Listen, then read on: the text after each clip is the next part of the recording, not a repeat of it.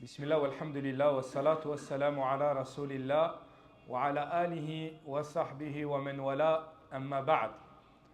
Inna alhamdulillahi nahmaduhu wa nasta'inuhu wa nastaghfiruhu wa na'udhu billahi min shururi anfusina wa min sayyiati a'malina man yahdihillahu fala mudilla la wa man yudlil fala hadiya la wa ashhadu an la ilaha illa Allah wahdahu la sharika la وأشهد أن محمدًا عبده ورسوله صلى الله عليه وعلى آله وسلم أما بعد فإن خير الهدي هدي محمد صلى الله عليه وسلم وشر الأمور محدثاتها وكل محدثة بدعة وكل بدعة ضلالة وكل ضلالة في النار أما بعد أخواتي الكرام وأخواتي الكريمة مرحبا بكم bienvenue à vous dans cette assise qui devrait être la dernière assise de ce mois béni du mois de Ramadan. Donc on a eu ici même à Mecca l'occasion de se réunir à plusieurs reprises. Alors certains c'est peut-être leur première, certains c'est leur deuxième, certains c'est leur troisième en fonction bien évidemment de vos allées et venues dans la ville de Mecca. Al-Muhim, ça a été un honneur que de partager ces moments-là avec vous. Et durant cette assise, on va traiter d'un sujet éminemment important. J'ai consacré cette assise à un titre un peu énigmatique, peut-être pour vous faire venir, pour vous faire réfléchir, pour vous faire méditer. Je l'ai appelé le jour d'après. Le jour d'après, pourquoi? Parce qu'en fait, le musulman, chaque jour qui passe, et qu'Allah lui donne un autre jour qui succède à ce jour-là, eh ben, c'est le jour d'après d'une chose qui lui a précédé. Hier, aujourd'hui on est le samedi 29 mars. Donc hier, on était le vendredi 28 mars. Donc c'est le jour d'après ce vendredi. C'est le jour d'après ce vendredi. Qu'est-ce qui s'est passé hier? Il s'est passé des choses extraordinaires. Premièrement, il s'est passé ce qui devrait être, sans aucun doute possible, le dernier Jumu'ah du mois de Ramadan. On a donc assisté, peu importe où que vous soyez dans le monde, nous on est à Mecca, mais où que vous soyez dans le monde, on a donc assisté à une khutbah hier, à un sermon. Hier, c'était aussi la 29e nuit du mois de Ramadan. Et on avait eu l'occasion, dans une des assises, de parler de la nuit du destin. Une nuit qui est meilleure que 1000 mois. Et il se peut que la 29e nuit du mois de Ramadan ait été la nuit du destin. Puisque c'était une des 10 dernières nuits du mois de Ramadan. Et on avait dit que c'est comme un entonnoir. Il faut accentuer nos efforts pendant les nuits de Ramadan, puis encore plus durant les 10 dernières nuits de Ramadan, puis encore plus durant les nuits impaires parmi ces 10 dernières nuits de Ramadan. Et donc hier, c'était la dernière nuit impaire des 10 dernières nuits du mois de Ramadan. Aussi, nous qui sommes à Mecca, on a eu un privilège. On a assisté à la clôture, al-Khatma, du Coran. Et je pense que tout le monde s'en souvient, ou en tout cas nos dos s'en souviennent, puisqu'on a eu les honneurs des du'as, des invocations de Cheikh Sudais, hafidahullah, et ça a duré un petit moment, alhamdulillah. Mais c'était un délice. Pour celui qui ne l'avait jamais vécu, il peut dire, ça y est, je l'ai vécu. Voilà le jour d'après quoi? Le jour d'après aussi, le dernier tahajjud peut-être du mois de Ramadan. On saura ça dans quelques heures, mais il se peut que le tarawih, que le tahajjud s'en soit allé avec le jour qui s'est levé ce matin. Enfin hier, vous avez compris.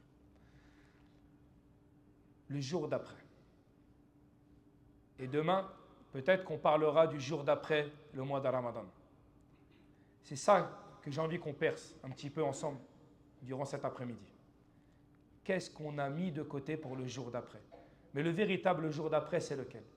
يقول الله عز وجل يا أيها الذين آمنوا اتقوا الله اتقوا الله ولتنظر نفس ما قدمت لغد واتقوا الله إن الله خبير بما تعملون.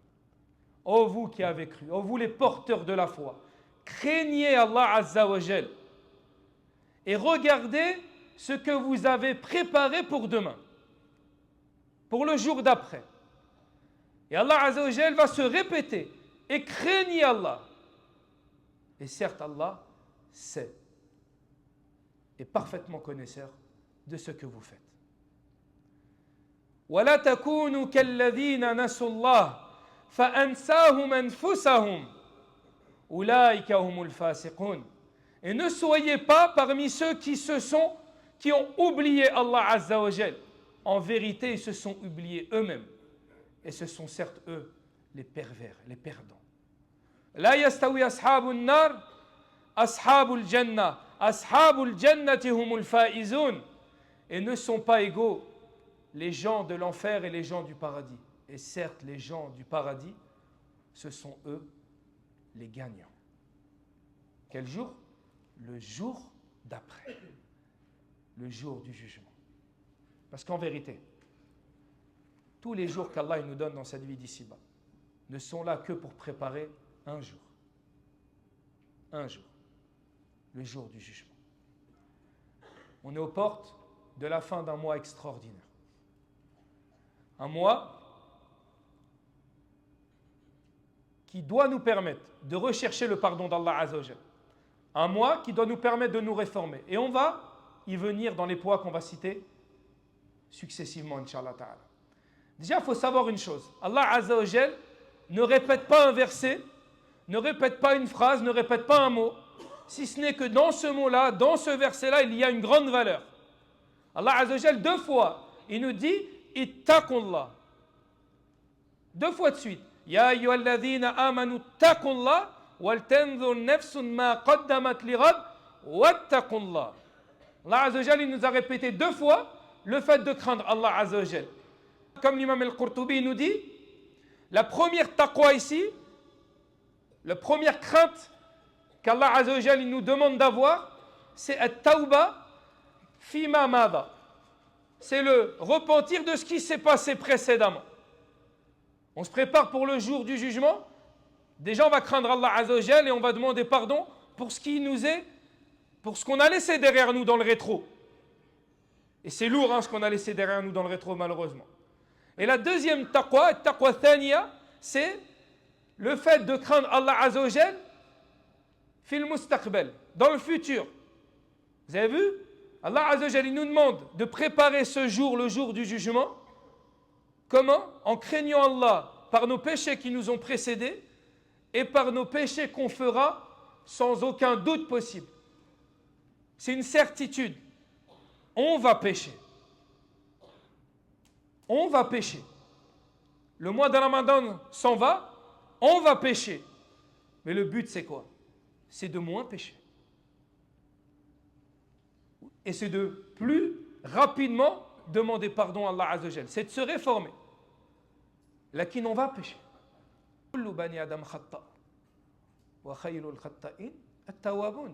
Tous les fils d'Adam sont pécheurs. Et le meilleur d'entre eux, c'est qui? C'est celui qui se repent à Allah subhanahu wa ta'ala. Allah Azza wa Jal, il a nommé le jour du jugement. Comment il l'a nommé? Wal tanzur nafsun ma qaddamat lil ghad. Ce qu'il a préparé pour demain. El ghad, c'est demain. Si je vous dis el-Eid ghadan, l'Eid c'est demain, on va utiliser le mot el ghad. À votre avis, pourquoi Allah Azza wa Jal a nommé le jour du jugement demain? À votre avis, pourquoi? Qui a une idée? Qui s'essaye? Qui a dit bientôt? Tiens, tu as gagné quelque chose. J'espère que vous ne venez pas que pour les cadeaux. Fik barakallah. L'imam Qatada, rahimahullah ta'ala, il nous disait qu'Allah Azza wa Jal a nommé l'heure, le jour du jugement, il l'a nommé demain. Pourquoi?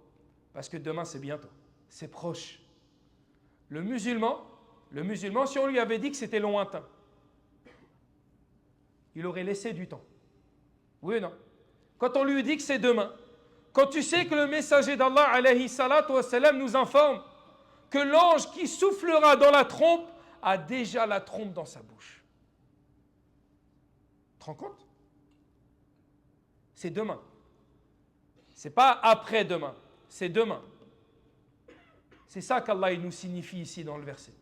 Maintenant, la question c'est qu'est-ce que nous on a préparé pour demain? Qu'est-ce qu'on a préparé pour le jour d'après? Comment on va aborder le fait de laisser derrière nous un Jumu'ah? Comment on va aborder le fait de laisser derrière nous cette assise? Comment on va aborder le fait de laisser derrière nous le mois de Ramadan? Comment on va l'aborder? En étant des serviteurs d'Allah Azzawajal muttaqoun, qui craignons Allah Azzawajal et qui demandons pardon de nos péchés qui nous ont précédés et en espérant le pardon des péchés qu'on fera dans le futur. C'est comme ça qu'on doit être.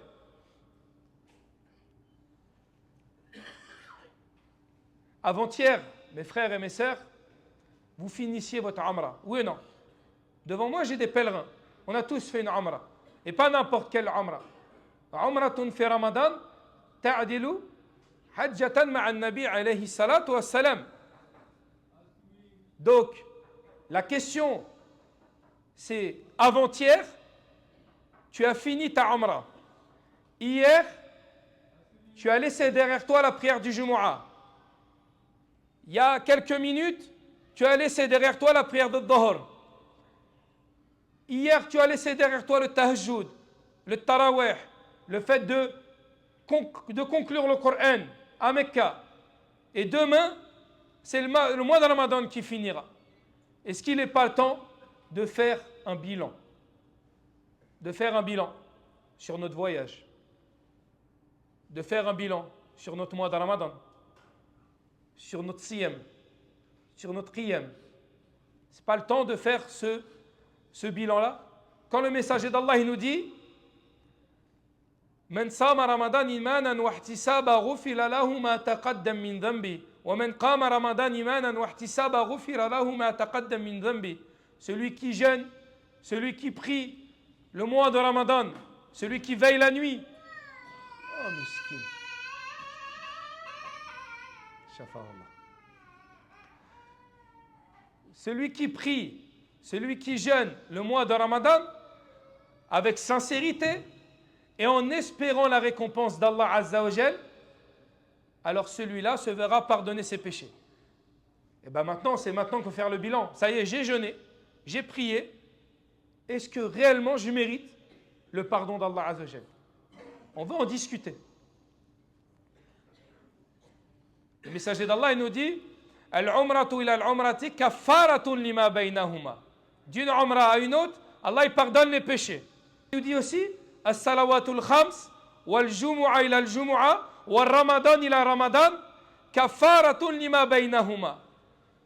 D'une prière entre les 5 prières, du jumu'a à un autre jumu'a, d'un ramadan à un autre ramadan, Allah il pardonne tous les péchés qu'il y a entre les deux. Vous avez vu, le messager d'Allah, il nous parle de la Umrah, il nous parle de Ramadan, il nous parle des prières quotidiennes, il nous parle du Jumu'ah. Il nous donne des parenthèses à chaque fois dans nos semaines, dans nos mois, dans nos années, pour faire un bilan avec nous-mêmes. Pour voir si réellement on est en train d'atteindre ce pourquoi on espère tous, le pardon d'Allah Azza wa Jal. Parce qu'on est ici-bas pourquoi? Pour cheminer, adorer Allah Azza wa Jal et automatiquement demander pardon de nos péchés puisqu'on va en faire, puisque c'est une certitude. Le seul qui n'a pas fait de péché dans la vie d'ici-bas, c'est qui? C'est le prophète sallallahu alayhi wa sallam. Il n'y avait pas de cadeau. En dehors du prophète, tout le monde a fait des erreurs. Et nous alors, que devrons-nous dire? Quand tu sais, mon frère et ma sœur, que le messager d'Allah alayhi salatu wa salam passait ses nuits en prière, ses journées à jeûner, délaisser tout ce qu'il avait de cette vie d'ici-bas, alors qu'il ne faisait pas de péché. Est-ce qu'il n'y a pas un problème avec notre vie à nous? Nous, on pêche et on ne fait pas 1/1000, 1/100 de millième de ce que le messager d'Allah il faisait. Alors que lui, il n'avait pas de péché à se faire pardonner. Il voulait juste être quoi? Minash shakirin. Il voulait être reconnaissant envers Allah Azza wa Jal de lui avoir donné cette place, de lui avoir donné cette valeur, de lui promettre un degré ultime au paradis, al-wasila, qui sera propre à une seule personne. Vous vous rendez compte? Le paradis ne s'ouvrira pas tant que le messager d'Allah ne nous aura pas précédé. Tu te rends compte? Le paradis, il ne s'ouvrira pas tant que le messager d'Allah n'aura pas mis un pied au paradis. Le messager d'Allah, il passait ses nuits séjourné dans l'adoration totale d'Allah Azzawajal. De sa naissance à sa mort. Il n'a pas attendu d'être le prophète d'Allah, d'être le messager d'Allah pour être parfait. Non, il a toujours été parfait. Avant toute chose, la question qu'on va se poser maintenant, c'est valable avant, pendant et après nos adorations. La sincérité dans nos actes. On va commencer par ça. Pour atteindre, qu'est-ce qu'on a dit? Man sama ramadan imanan wa ihtisaba. Vous avez vu? Celui qui jeûne pour Allah, pour la récompense d'Allah Azzawajal, pas pour maigrir, pas pour qu'on voit de lui qu'il est un jeûneur, non, pour Allah Azzawajal. Et le pire, c'est que cette adoration-là, comme on avait dit précédemment, c'est une adoration invisible.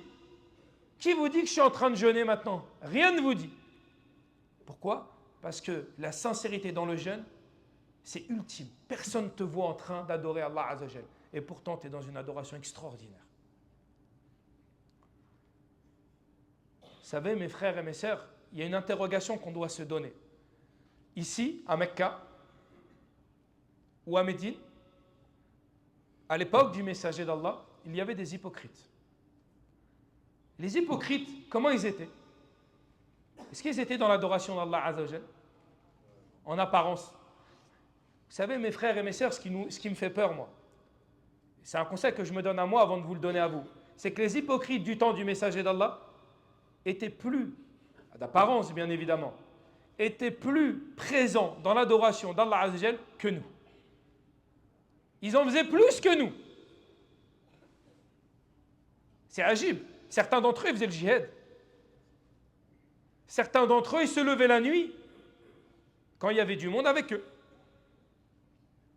Ils faisaient plus que nous. Et pourtant, ils sont au plus bas degré de l'enfer. Vous savez pourquoi? Parce qu'il leur manquait une chose, la sincérité dans leurs actes. Il se peut que toute ta vie t'adore Allah Azzawajal. Toute ta vie. Et une adoration, tu la consacreras autre qu'Allah. Une seule adoration dans ta vie, tu la consacreras autre qu'Allah. Et cette adoration-là, elle est rejetée, mais toutes tes adorations qui ont précédé seront rejetées. Parce qu'à ce moment-là, tu es passé du mauvais côté.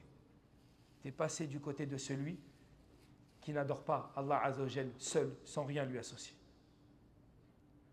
يقول الله عز وجل قل dis Mohammed inna salati wa nusuki wa mahyaya wa mamati lillahi rabbil alamin.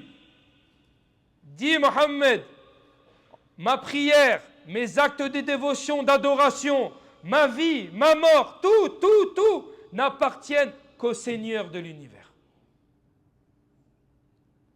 Ma vie, ma mort, mes adorations, tout appartient à Allah subhanahu wa ta'ala. Il doit y avoir la sincérité dans tout ce que je fais, à chaque moment de ma vie, à chaque instant de ma vie. Pourquoi le messager d'Allah il nous dit que n'est pas reconnaissant, mais lam yashkurin nas, lam yashkurillah. Celui qui n'est pas reconnaissant envers les gens, celui qui ne remercie pas les gens, n'a certes pas remercié Allah Jalla wa Ala. Pourquoi? Parce que celui qui comprend les mystères, celui qui comprend les sagesses de ce hadith, celui qui perce les sagesses de ce hadith, il a compris. Quand tu as quelqu'un qui vient t'aider, quand tu as quelqu'un qui vient te donner un coup de main, tu es sur l'autoroute, tu as crevé, tu as quelqu'un qui s'arrête, qui vient t'aider, tu dois lui dire merci, oui ou non? Déjà, tu lui dis merci, tu es bien élevé. Mais en vérité, c'est qui que tu dois louer? C'est Allah. Tu sais pourquoi? Parce que c'est Allah qui te l'a mis sur ton chemin. Parce que tout revient à Allah Azza wa Jalla. Tout. Si Allah il aurait voulu, il ne serait jamais passé par là. Si Allah il aurait voulu, tu n'aurais jamais crevé. C'est comme ça qu'on doit vivre notre vie. Qul inna salati wa nusuki wa mahyaya wa mamati lillah rabbil alamin. Pour Allah, le Seigneur de l'univers, le Seigneur des univers. Tout Tout ce que je consacre, je le fais à Allah Azza wa Jal. Eh oui, on s'interroge sur la sincérité. Comme j'ai dit, ce qui est fait est fait. Mais nous, ce qu'on veut, c'est quoi dans le jour d'après? C'est récolter les fruits de ce qu'on a fait ici-bas. La première question que tu dois te poser, tu mets ton acte dans la balance de la sincérité. Je suis venu à Umrah, pourquoi je suis venu? J'ai été faire Tarawih, pourquoi j'ai fait Tarawih? J'ai fait Tahajjud, pourquoi j'ai fait Tahajjud? Est-ce que j'ai fait Tahajjud et j'étais plus concentré parce qu'à ma droite et à ma gauche, j'avais mes copains et mes copines? Ou est-ce que si j'avais été tout seul dans une caverne, peu importe où dans le monde, j'aurais quand même fait Tahajjud? C'est ça la question qu'il faut se poser. Mettez vos actes dans la balance de la sincérité. Posez-vous la question. Pourquoi j'ai jeûné le mois de Ramadan? Pourquoi j'ai fait des sadaqat? Est-ce qu'à ce moment-là, on me regardait et j'ai fait ça d'une manière un peu mieux? J'ai embelli mon adoration? Est-ce que dans ma Umrah, j'ai pris mon téléphone et je ne me suis pas coupé de mon téléphone? J'ai voulu qu'on me voie. J'ai voulu être en live. C'est ça la question qu'il faut se poser. C'est trop tard. Mais dans le jour d'après, peut-être qu'il y aura d'autres des Ramadan, avant qu'on atteigne le jour du jugement. Ce qui est fait est fait. Tu dois demander pardon à Allah Azza wa Jal si tu te sens un peu concerné. C'est vrai, je me rappelle, à tel moment, j'étais plus concentré parce qu'à ma droite, j'avais ma copine. Et il fallait que je montre que j'avais pas mal au dos pendant les doigts, que j'étais concentré. C'est un travail de tous les jours. C'est un combat avec Shaitan. C'est un combat avec Shaitan. Regardez Shaitan. Shaitan. Un sujoud. Un sujoud. On parle d'un être qui était dans l'adoration, dans la dévotion à Allah Azza wa Jal. On parle d'un alim min al-ulama, quelqu'un qui connaissait Allah Azza wa Jal. On lui a ordonné un sujoud par orgueil. Il ne l'a pas fait. Un sujoud. Il est l'ennemi public d'Allah Azza wa Jal jusqu'à Yom al-Qiyamah. T'as vu? Ton cœur, il est sale. Il est rempli d'orgueil. Il est rempli d'hypocrisie. Parfois, il est entaché d'un manque de sincérité. C'est le chemin de Shaitan.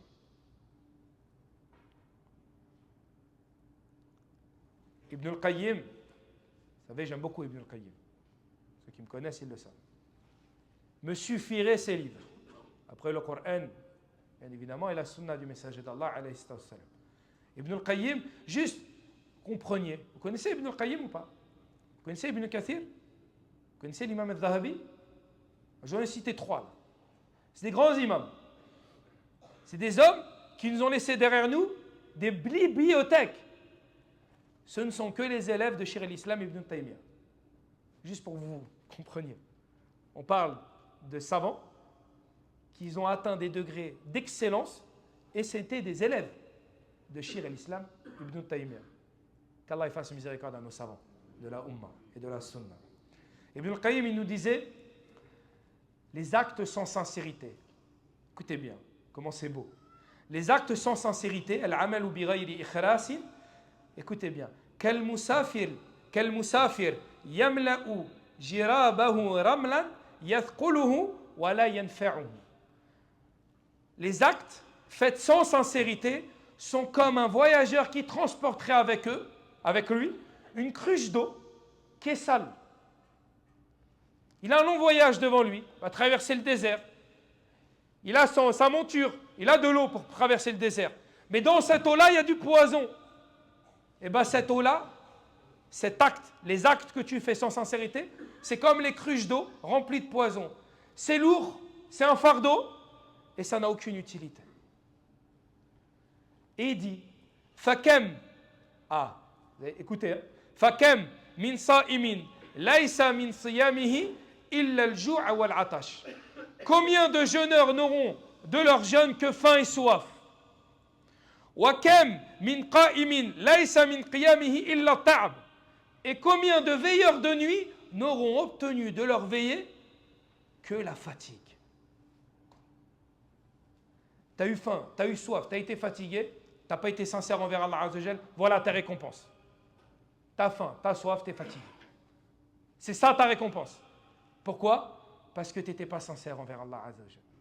Et il finit par dire l'évocation d'Allah et dhikr, l'invocation d'Allah et dua, wal majalis al ilm, les assises de science, wa qira'atul Qur'an, la lecture du Qur'an, wa qiyamul layl, les veillées de nuit, et toute adoration, la budda minha min al-ikhras.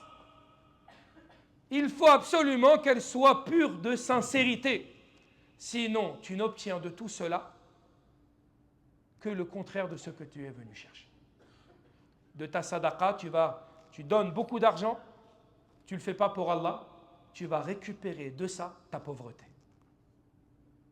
Tu te rends compte? Tu n'as plus d'argent, dans ta poche, et tu n'as même pas la récompense d'Allah. À quoi ça sert? À rien du tout. Deuxième point. On a parlé d'un point qui était extrêmement important avant, pendant et après l'acte, pour préparer le jour d'après. Deuxième point, c'est une adoration que le messager d'Allah alayhi salatu wassalam faisait plus de 100 fois par jour. C'est quelque chose que le meilleur des hommes faisait plus de 100 fois par jour. Muhasibatun nafs, l'introspection personnelle, la prise de conscience. 100 fois par jour, il disait Astaghfirullah wa atubu ilayh. 100 fois par jour, plus de 100 fois par jour, il demandait pardon à Allah Azza wa Jal de péchés qu'il ne faisait pas. C'est fou, Issa ou pas? Il demandait plus de 100 fois pardon de péchés qu'il ne faisait pas. Moi, ma question, elle est simple, mon frère et ma soeur. En dehors du mois de Ramadan, combien de fois tu as demandé pardon à Allah Azza wa Jal? Combien de fois tu as dit Astaghfirullah wa atubu ilayh? Wallahi al-azim que si je perce à l'intérieur de vous, certains d'entre vous ne l'ont pas dit plus de 10 fois dans l'année. Certains même le découvrent. Certains même le disent, mais ils ne savent même pas ce qu'ils disent. Astaghfirullah, astaghfirullah. On a des gens qui au milieu de la boîte de nuit disent astaghfirullah. En train de fumer, astaghfirullah. C'est ça l'istighfar. C'est comme ça que tu honores le fait de demander pardon à Allah Azza wa Jal au milieu d'un péché. Muhasibatun nafs, le fait de faire son introspection personnelle. Omar ibn al-Khattab, radiyallahu anhu, le deuxième calife de l'islam, le deuxième meilleur musulman de toute l'histoire de l'humanité. Omar ibn al-Khattab, radiyallahu anhu, il disait Hasibu anfusakum qabla an tuhasabu wazinu anfusakum qabla an tuzanu. Faites vos propres comptes avant qu'on les fasse pour vous. Et pesez vos actes avant qu'on les pèse pour vous. Le mois de Ramadan s'en est allé. Le jour du Jumu'ah d'hier s'en est allé. Tu as adoré Allah Azza wa Jal hier? Tu as adoré Allah Azza wa Jal ce mois-ci? Tu as fait ta Umrah? Ok. Je prends mon acte, je prends ma personne et je fais mon propre jugement avant qu'Allah me juge. Où j'en suis? Pourquoi je l'ai fait? Est-ce que je suis en train d'en tirer les fruits? Suis-je parmi ceux qui ont été assoiffés du mois de Ramadan, affamés du mois de Ramadan, fatigués du mois de Ramadan, et je n'ai pris que ça? Ou est-ce que, et comme on en parlait, tu as vu, je t'ai dit sur le chemin, Issa, il me disait qu'Allah le préserve. Faites des doigts pour notre guide Issa et pour tous les guides qui ont été à votre service. Ne les oubliez pas dans votre doua. Peu importe l'agence par laquelle vous êtes, ne les oubliez pas dans votre doua. Vous savez, les guides, je fais une parenthèse. Quand on est guide, on délaisse nos femmes et nos enfants. Vous savez, j'ai fait ça pendant des années. Mes enfants, ils me disaient encore un Eid qu'on va passer sans toi. Ma femme, encore un Eid qu'on va passer sans toi. Je le faisais pourquoi? Wallah, je me sacrifiais pour Allah Azza wa Jal. Parce que ici, c'était là où il fallait être. Mais c'est dur d'être loin de nos familles. En ce moment, j'ai la chance, je ne suis pas loin de ma famille. Mais je sais ce qu'ils vivent, faites des doigts pour eux. Parce que Wallah, c'est un sacrifice qu'ils ont fait. Ce n'est pas vain. Croyez pas que c'est un boulot. Croyez pas que c'est qu'un boulot. Ce n'est pas qu'un travail, c'est un sacrifice. Quand vous avez votre frère Zakaria, ça fait 1 mois qu'il est là. Vous pensez qu'il n'a pas de famille? Vous pensez qu'il est sans famille? Il n'a pas de papa, il n'a pas de maman, il n'a pas de frère, il n'a pas de sœur. Non, tout va bien? Non, il a délaissé cela. Liwajhillah azza wa jalla. Jazahumullahu khayra. Faites des doigts pour eux. Et ça, quand on marchait tout à l'heure, il me disait, tu sais, Emir, je ne comprends pas le Coran. Mais la 27e nuit du mois de Ramadan, quand j'étais en prière, c'était léger. C'était bien. Je ne voulais pas que ça s'arrête. Imagine-toi, il ne comprend pas ce qu'il dit, mais c'était léger pour lui. Et bien peut-être qu'en disant ça, en fait, il est en train de prendre son acte et de le mettre dans la balance. Peut-être qu'en fait, il a compris. Peut-être parce que tu étais sincère envers Allah. Et ça. À ce moment-là, tu sais, sûrement, dans nos vies, on n'est parfois pas sincère envers Allah Azza wa Jal, parce qu'on est faible. Mais il suffit que tu sois sincère une fois dans ta vie. Moi, je le dis souvent. Je dis, qu'est-ce qui a fait pour que moi, Émir, je me suis converti à l'islam? Je suis venu vivre ici. Vous savez, je disais avec mon frère Younous, on disait souvent, on est payé à étudier la religion d'Allah.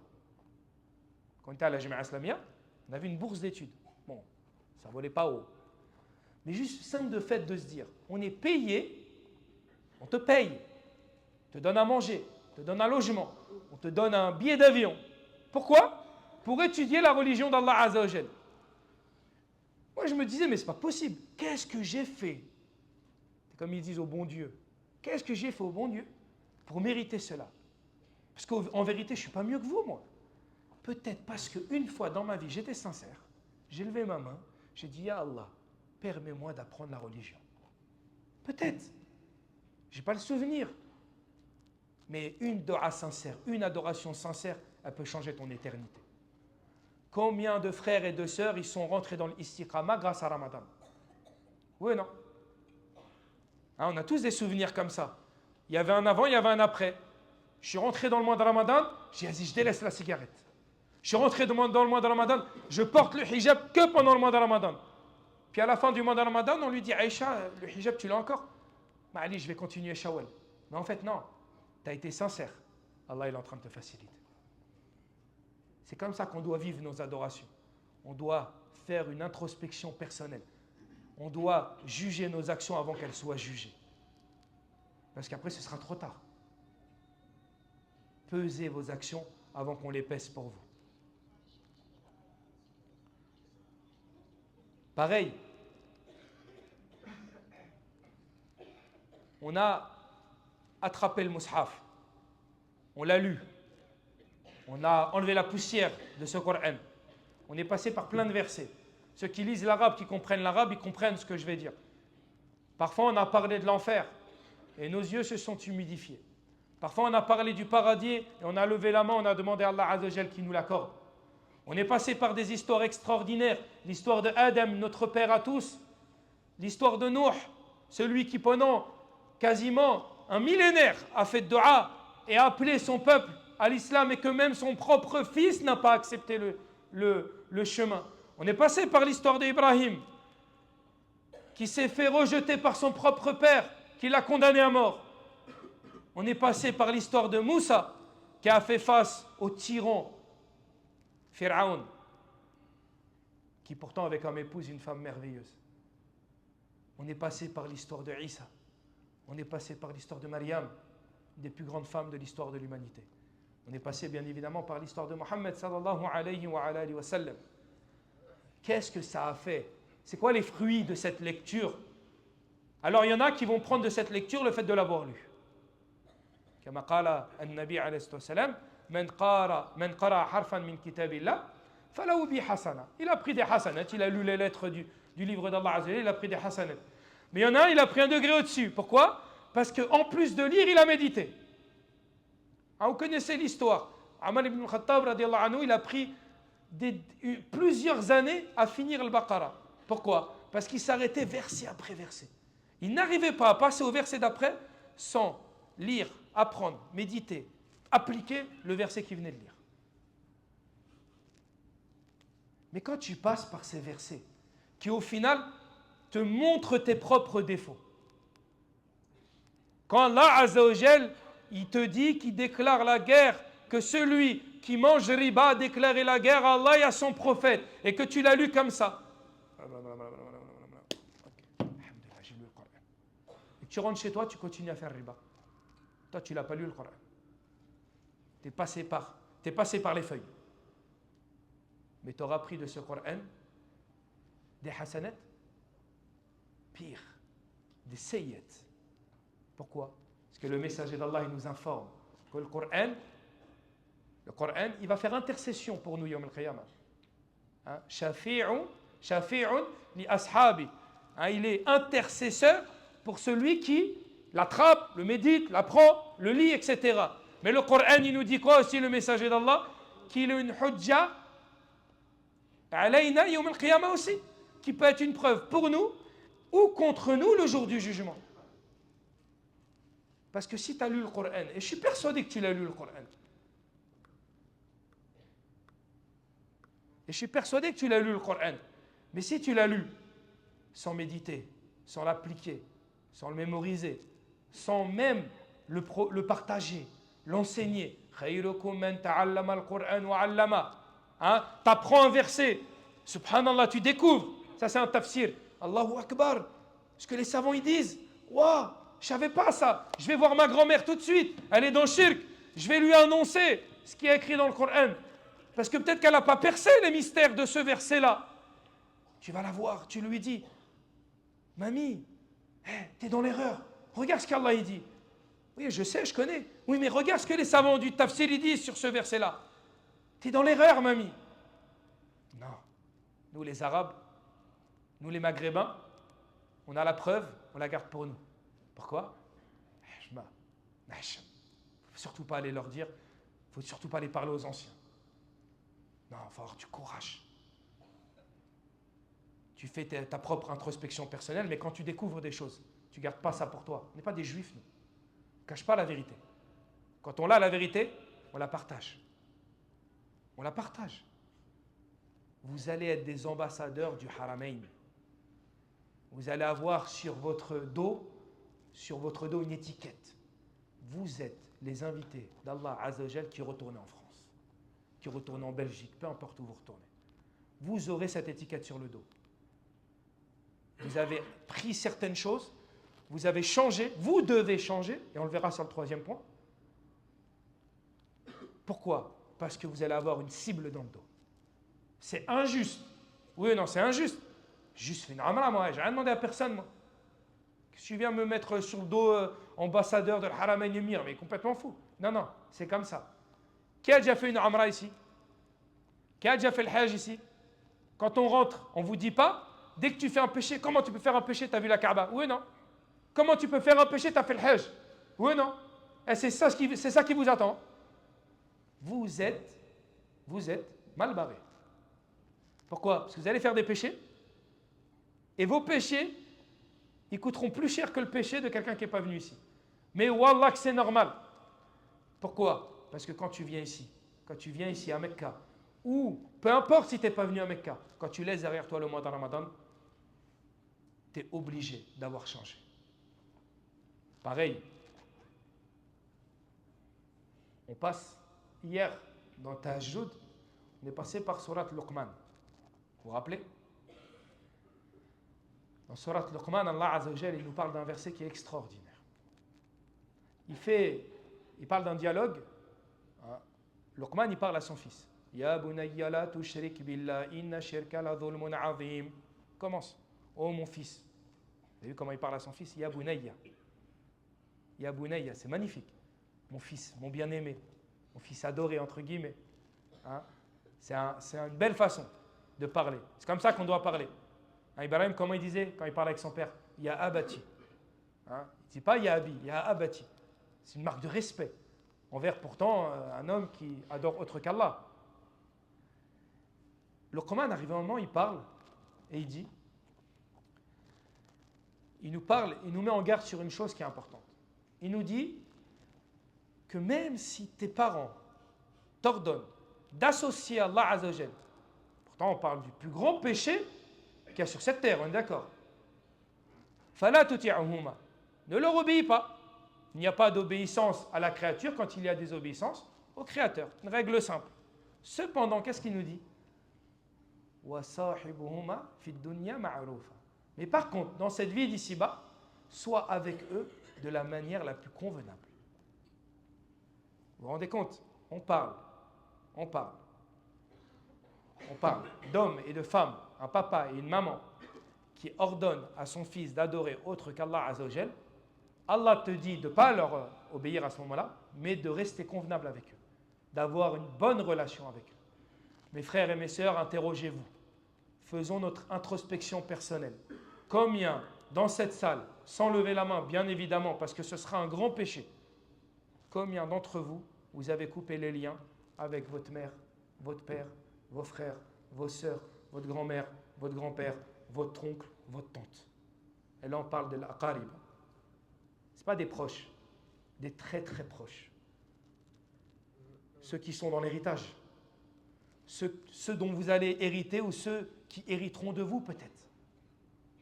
Mon frère et ma soeur, si tu fais partie de ces gens-là, ressaisis-toi. Wallah, à la fin de la jalsa, tu prends ton téléphone et tu prends ton courage à deux mains et tu demandes pardon. Ouais, mais tu ne connais pas, Amir, tu ne connais pas la situation. Tu ne sais pas ce que j'ai vécu. Moi, ce que je sais, c'est quoi? C'est qu'est-ce que Luqman il a dit à son fils. C'est juste ça qui me suffit. Moi, ce qui me suffit, c'est le Coran. Est-ce qu'ils t'ont ordonné d'adorer autre qu'Allah? Oui, possible. Allez, je suis avec toi.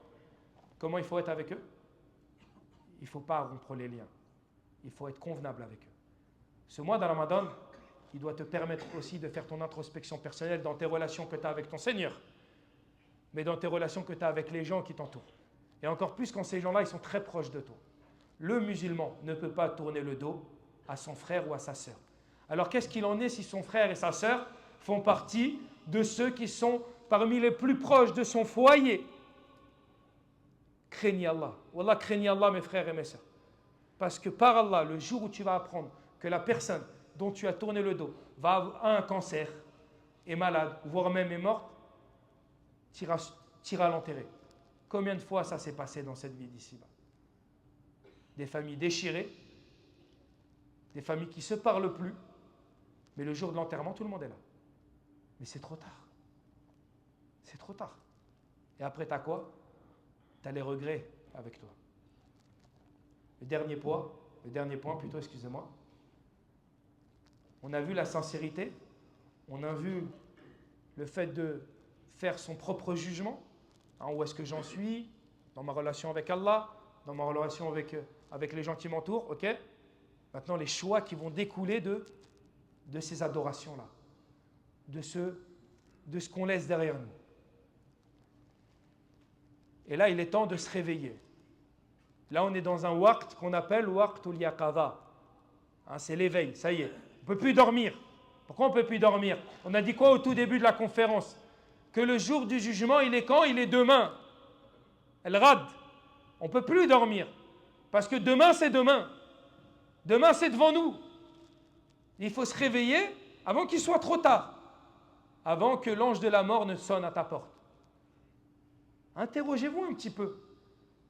On ne prie pas Salat Janaza tous les jours ici? Ce n'est pas un beau rappel, ça? Tous les jours. Chaque prière. Tous les jours. Ça veut dire quoi? C'est-à-dire que l'ange de la mort, il est venu toquer à 5 km de nous, à 800 mètres de nous, à 2 km, à Mecca. Tous les morts qu'on enterre, c'est des morts ici, à Mecca. C'est des morts qui sont morts dans Mecca. Ils sont tous. Si tu meurs demain, on va faire ça le janaza ici, au haram. Qu'Allah fasse qu'on puisse mourir en terre sainte. Mais le véritable réveil, c'est quoi? C'est celui qui ne se perçoit pas. Vous savez, les compagnons, ridwanullahu alayhim, ils étaient, lorsqu'ils regardaient le messager d'Allah, alayhi salatu wassalam, ils avaient une admiration totale au messager d'Allah, dans sa façon de vivre, dans sa façon d'être, dans sa façon de se comporter, dans sa façon d'adorer Allah Azza wa Jal. C'est le plus grand adorateur qu'Allah n'ait jamais connu, que la terre d'Allah n'ait jamais connu. C'est le plus grand homme politique, c'est le meilleur mari, c'est le meilleur papa, c'est le meilleur frère, c'est le meilleur compagnon, c'est le meilleur prophète et messager. Le messager d'Allah dormait peu.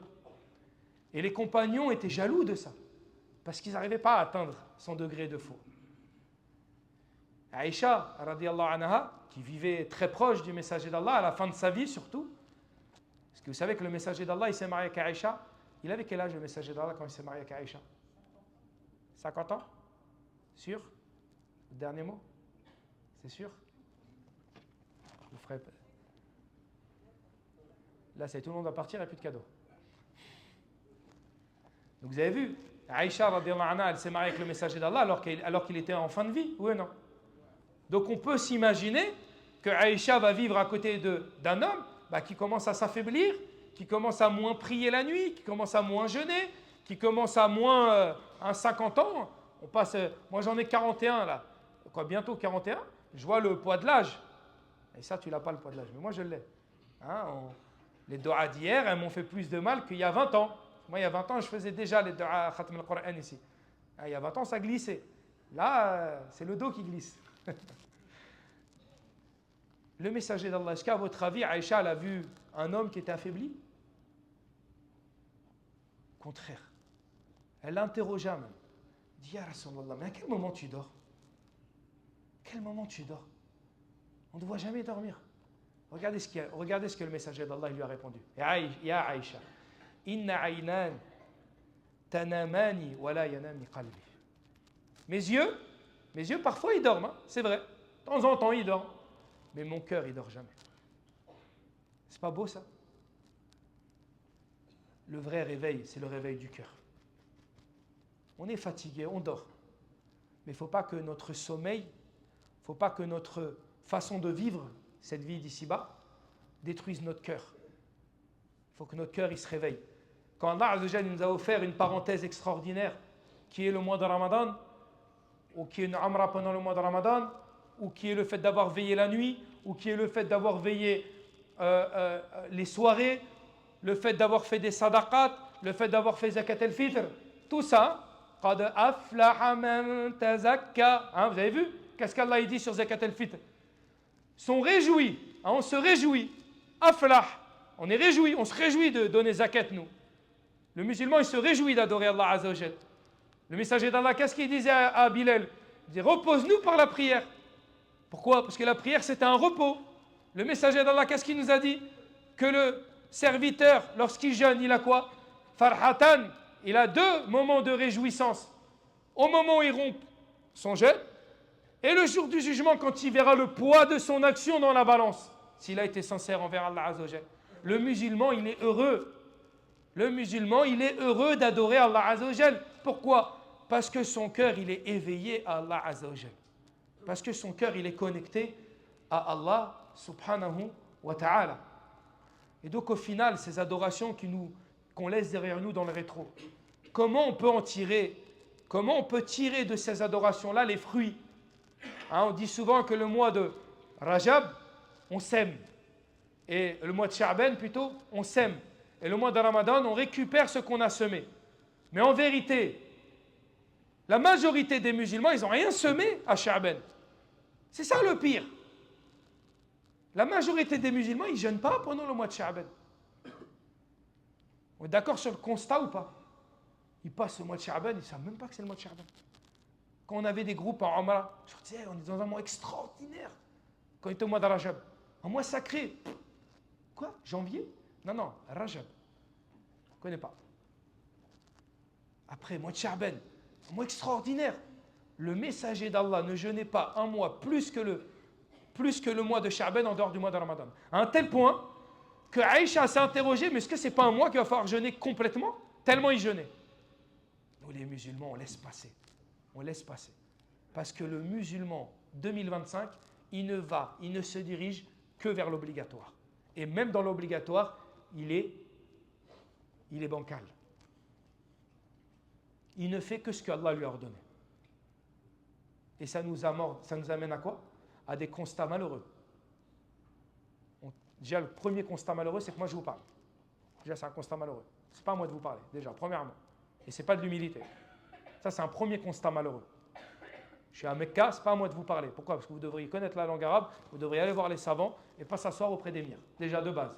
Déjà, c'est un constat malheureux. Déjà. Et aujourd'hui, on a un constat. Le degré de piété, c'est quoi? Ah ouais, machallah, si, il fait les 5 prières par jour. Machallah, il fait le Jumu'ah. Ce frère-là, il est pieux. Ah ouais, pourquoi? Il a donné toute sa fortune en... Parce qu'à l'époque, c'était ça. Être pieux, Uthman ibn Affan, radiallahu anhu, c'est donner toute sa fortune. C'est ça, être pieux. Être pieux, c'était celui qui, comme Al-Handala, radiallahu anhu, qui le jour de son mariage, on l'a appelé au djihad pour la bataille de Uhud, qu'est-ce qu'il a fait? Il a fait quoi? Il a dit, ah, Rasulallah, là, je viens de me marier aujourd'hui, là. Aujourd'hui, moi, je prends congé. C'est congé, là. Il faut que je me marie, là, je viens de me marier, la nuit de noces. Qu'est-ce qu'il a fait? Il est parti au combat. Qu'est-ce qui s'est passé dans le combat? Il est mort. Vous savez ce qui s'est passé dans ce combat-là? Le messager d'Allah nous dit, de manière certaine, qu'il a vu les anges le laver. Il a vu des anges en train de laver Handala. C'est pour ça que son surnom c'était Ghasilul Malaïka, celui qui a été lavé par les anges. Pourquoi? Parce qu'il s'est marié, il a consommé son mariage, il n'a même pas eu le temps de faire son rousse que quand il a entendu Hayya ala al-jihad, il est parti. Et il est mort. C'est ça les pieux. Il y a 1446 années. Aujourd'hui, le pieux, c'est celui qui fait la prière du Jumu'ah. Aujourd'hui, le pieux, c'est la femme qui porte le hijab. Et parfois, le hijab turban. Et on dit d'elle, c'est une pieuse, t'as vu? Pourquoi? On ne voit pas ses cheveux. Ah non, ma soeur, excuse-moi. Qu'Allah te préserve, etc. Je sais que ce n'est pas facile. Hein. Non, tu n'es pas pieuse. Tu es une musulmane. Être pieux, c'est des degrés. Il faut aller chercher ces degrés-là. Être pieux, c'est des gens qui font des sacrifices, des gens qui font des choix. C'est des gens qui quittent la terre de France pour venir vivre dans une terre d'islam en laissant derrière eux leur mère et leur père. Et que ça coûte cher. Pas pécuniairement. Pas pécuniairement. L'argent, ça va, ça vient. Non. C'est ceux qui font des choix difficiles. Avant qu'on commence cette conférence, on m'a fait part d'un frère qui a décidé de faire la hijra. Ça fait 20 jours qu'il dort dehors. Il habite à Mecca. Wallah, il ne s'est pas plaint. Peut-être même que certains d'entre vous, vous l'avez vu. Wallah, je ne le savais même pas. Il m'a dit, Émir, j'arrive quand même à me doucher. Pourquoi? Pour pas que les pèlerins ils voient en moi que je suis entre guillemets SDF à Mecca. Il a tout délaissé. Alors certains ils me diront, on connaît, je ne suis pas en train de faire une cagnotte pour le frère. Parce que souvent c'est ça. Vous avez vu, regardez notre nefs. On voit des cagnottes passer. Ah, mais qu'est-ce qu'il a fait le frère? Il n'a qu'à pas partir. Il n'a qu'à préparer sa Amma, il a qu'à préparer sa hijra. Le messager d'Allah, il a préparé sa hijra. Pourquoi tu es jaloux? Pourquoi tu es jaloux? Pourquoi tu es jaloux du frère, du sacrifice qu'il a fait que toi tu n'arrives pas à faire? Sheikhuna, Cheikh al-Albani, qu'est-ce qu'il nous disait? Quand on lui disait, Cheikh, à quel moment on fait la hijra? Il y a deux réponses qui sont connues de lui. Rahimahullah. Première réponse, quand tu as les moyens de payer un billet d'avion. Ouais, mais quoi? C'est ça le tawakkul. Deuxième réponse, tu as un vélo, fais la hijra même en vélo. Ça c'est la mode en ce moment. Et là ils font le hajj, l'umra en vélo. Masakin. Prends l'avion, prends la tête à prendre un vélo.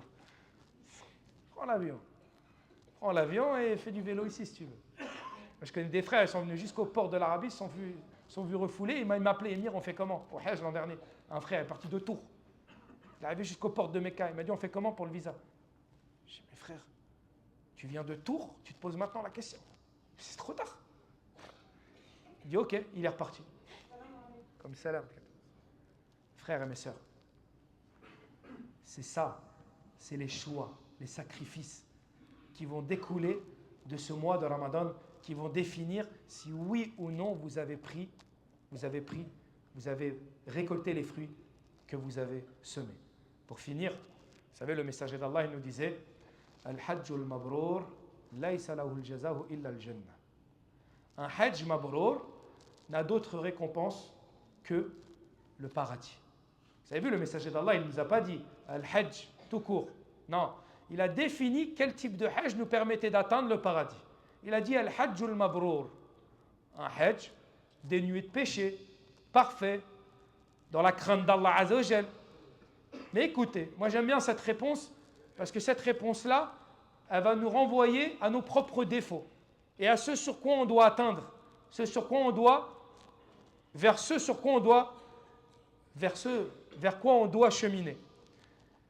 Al-Hassan al-Basri, rahimahullah ta'ala, il nous dit sur le Mabrour, lorsqu'on l'a interrogé, on lui a dit c'est quoi Hajj Mabrour? Il a dit An yarji' al-Hajj zahidan fi dunya wa raghiban fi al-akhirah. C'est lorsque le pèlerin, l'invité d'Allah Azza wa Jal, lorsqu'il revient chez lui, on va tous revenir ou non? On revient. Lorsqu'il revient, il a dans son cœur, il a un souhait, c'est délaisser cette vie d'ici-bas et obtenir en priorité la vie de l'au-delà. Son souhait, c'est d'avoir l'au-delà et de délaisser la vie d'ici-bas. Mon frère et ma soeur, si tu as passé ton mois de Ramadan, là on parle spécifiquement de ceux qui sont en Amra actuellement devant moi. Si tu as passé ce mois-là à rechercher la vie d'ici-bas, dans les restaurants, dans les magasins, dans les boutiques, on vient ici et on veut acheter. Alors qu'il suffit de franchir une porte pour aller chercher le meilleur des commerces. At-tijara len tabour. Un commerce qui perdure éternellement. Tu te rends compte? Bien évidemment, j'ai rien contre ces magasins. Il en faut. Le problème, c'est l'excès toujours. C'est toujours pareil. La roulou fi din. Mais ça, nous a dit, il n'y a pas d'excès dans la religion. Il faut être dans le wasat, dans le juste milieu. C'est comme ça que le musulman il doit vivre sa vie. Mais quand tous les jours tu vas acheter, quand tous les jours tu vas dans les mêmes magasins, quand tous les jours tu pars dehors et tu t'arrêtes dans les mêmes boutiques à la sauvette pour acheter la même chose tous les jours, et que quand tu rentres dans ta chambre, c'est 2, 3, 4, 5 valises qui ornent ta chambre. Il y a une certitude, mon frère et ma soeur, c'est qu'au moment où tu es dans ces commerces-là, tu n'es pas en train de commercer avec Allah. Tu ne peux pas faire les deux. C'est une certitude. Le messager d'Allah ne nous a-t-il pas dit que le pire endroit qu'il y a sur la terre, c'est le souk, as-souaq. C'est les endroits les plus détestés par Allah. Et on a fait. Mais c'est de notre faute. Je ne vais pas faire l'ancien, mais j'ai connu Mecca sans la tour de l'horloge. Pourquoi la tour de l'horloge, elle a été créée? C'est l'offre et la demande. Commencez pas à en vouloir al-mamlaka. Il y a l'offre, il y a la demande. Ben, ils mettent l'offre. C'est comme ça. Parce qu'il y a la demande, alors on crée l'offre. Mais si on revient à l'essentiel même de ces endroits-là, qui sacralisent ce que Allah il a rendu sacré, c'est ça la piété des cœurs. Est-ce que Mecca c'est sacré? Est-ce que la Kaaba est sacrée? Est-ce que le Médina c'est sacré? Est-ce que toi dans ton comportement, durant ce mois-là, tu as rendu sacré ces endroits-là? Interroge-toi. Interroge-toi. Comment tu veux obtenir de ta Umrah qu'elle soit mabroura si tu n'arrives même pas à délaisser la dunya ici? Comment tu penses qu'en rentrant chez toi, tu vas délaisser la dunya si ici tu n'as pas réussi à la délaisser? Frères et mes sœurs, ne tombons pas dans le piège. On a besoin d'acheter, on achète. Abaya, qamis, on a besoin de faire des cadeaux. Tahadou, tahabou. Ferez-vous des cadeaux, vous vous aimerez. Faites-vous des cadeaux. Il n'y a aucun souci avec ça. Je ne t'ai pas dit de m'offrir des cadeaux à moi. Non, faites-vous des cadeaux. Il y a des parfums, il y a des tapis, il y a des choses qu'on ne trouve pas ailleurs, c'est vrai. Le bukhour, le oud, l'ajwa, le zemzem, l'aqmisa, l'abbayat, tout ça, des choses qu'on ne trouve pas, c'est vrai. Le kutub, c'est des choses magnifiques. Les horloges sont beaucoup plus chères en France. Achetez. Mais il ne faut pas que ça devienne l'objectif numéro 1. Wallah, il y a des pèlerins, quand des fois je fais des assises en live sur Zoom, la question c'est, Émir, on a besoin de combien pour les cadeaux? Si tu me poses la question à moi, Tu veux que je te donne la réponse? Prends 100 euros. Arrête, tu rigoles, Emir. 100 euros, on fait quoi? Je sais pas, on achète des ajouans, on achète un camis, 2-3 cadeaux, ça suffit en fait. Tu as plus d'argent? Fais des sadaqat. Sadaqa à Mecca, ce n'est pas une sadaqa à Paris. Hein. Sadaqa à Mecca, ce n'est pas une sadaqa à Paris. Hein. Al-Muhim. On a devant nous un programme, et je vous laisserai sur ça. Ça en est allé dans quelques heures, peut-être le mois de Ramadan. Donc, les salafs avaient pour habitude, lorsque le mois de Ramadan se terminait, avaient pour l'habitude de demander durant la moitié de l'année qu'Allah il accepte leur mois qui venait de précéder. Ils avaient peur. Ils avaient peur de quoi? D'avoir fait tout ça pour rien. Et une fois que la moitié de l'année était passée, ils disaient quoi? Allahumma balighna Ramadan. Et ils étaient pressés de retourner dans ce mois-là extraordinaire qu'ils venaient de vivre. Mes frères et mes sœurs, lorsque le mois de Ramadan se terminera, on rentrera dans le mois de Shawwal. Regardez le programme, regardez comment Allah il vous aime. Vous êtes venu en Umrah, vous êtes réformé. Vous avez alourdi votre balance de hasanat.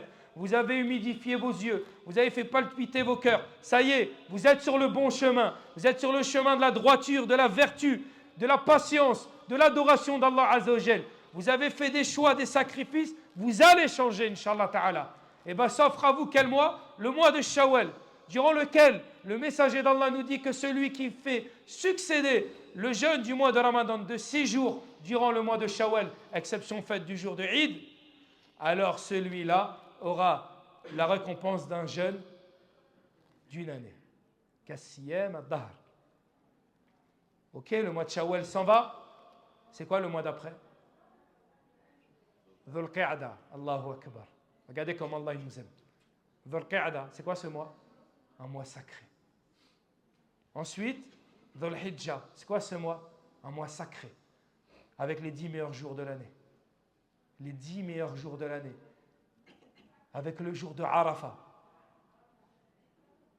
Avec une journée de jeûne qui te permet d'expier tes péchés d'une année précédente et d'une année qui arrive. Yawm al-Eid al-Kabir, ce jour où tu peux sacrifier une bête. Sacrifier une bête pour Allah Azza wa Jal. Après ce mois-là, c'est quoi le mois d'après? Là, je ne parle pas de ceux qui font le Hajj. Ceux qui font le Hajj, alors, ils sont dans une ni'ma. C'est quoi le mois d'après? Al-Muharram. C'est quoi ce mois-là? Encore un mois sacré. Durant ce mois sacré, il y a un jour extraordinaire, Yawm Ashura, que le messager d'Allah a toujours jeûné. Voilà ce qu'il y a de Shawwal, Dhul Qa'da, Dhul Hijjah, Al-Muharram. Plus ce qui vient, ce qui était derrière nous. Avec ce combo, on se donne rendez-vous le 11 du mois de Muharram, le lendemain de Ashura. Je dois avoir devant moi des hommes et des femmes pieux et pieuses véritablement. C'est le programme qu'Allah nous met, c'est le futur qu'Allah nous donne afin de préparer le jour d'après qui sera Yawm al-Qiyamah. ونسأل الله أن يتقبل لنا ولكم اللهم تقبل صيامنا اللهم تقبل عمراتنا اللهم تقبل قيامنا اللهم ربنا آتنا في الدنيا حسنة وفي الآخرة حسنة وقنا عذاب النار ربنا لا تزغ قلوبنا بعد إذ هديتنا وهب لنا من لدنك الرحمة إنك أنت الوهاب اللهم إنك عفو تحب العفو فاعف عنا اللهم إنك عفو تحب العفو فاعف عنا اللهم إنك عفو تحب العفو فاعف عنا. Et encore une fois, comme d'habitude, une pensée pour nos frères et nos sœurs en Palestine qui vivront un Eid compliqué, qui vivront un Eid difficile, qui n'auront peut-être pas le sourire sur les lèvres. Encore hier, une mosquée a été bombardée. Allahumma ansur ikhwanana al-mujahidin wal-mustad'afina fi Gaza. Allahumma ansurhum, Allahumma ansurhum, Allahumma ashfi mardahum, Allahumma ashfi mardahum, Allahumma arham mautahum ya rabbal alamin, ya arhamur rahimin, ya dhal jalali wal ikram. اللهم صل على محمد وعلى آل محمد كما صليت على إبراهيم وعلى آل إبراهيم إنك حميد مجيد اللهم بارك على محمد وعلى آل محمد كما باركت على إبراهيم وعلى آل إبراهيم إنك حميد مجيد سبحانك اللهم بحمدك أشهد أن لا إله إلا أنت وأستغفرك وأتوب إليك بارك الله فيكم وجزاكم الله خيرا